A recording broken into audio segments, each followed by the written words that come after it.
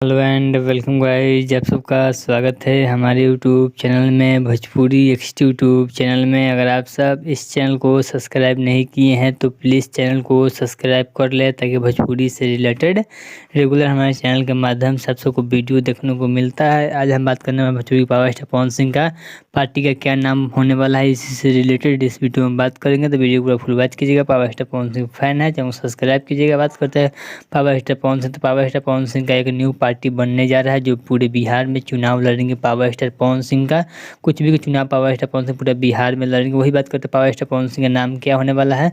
तो बताया जा रहा है पावर स्टार पवन सिंह का नाम ज्योति समाजवादी पार्टी यानी JSP पार्टी हो सकता है। पावर स्टार पवन सिंह का नाम या बदल भी सकता है, क्योंकि अभी कंफर्म जानकारी नहीं दिया गया है कि पावर स्टार पवन सिंह का पार्टी का क्या नाम होने वाला है। लेकिन बताया जा रहा है, मीडिया में चल रहा है कि JSP ज्योति समाज पार्टी हो सकता है पावर स्टार पवन सिंह का पार्टी का नाम।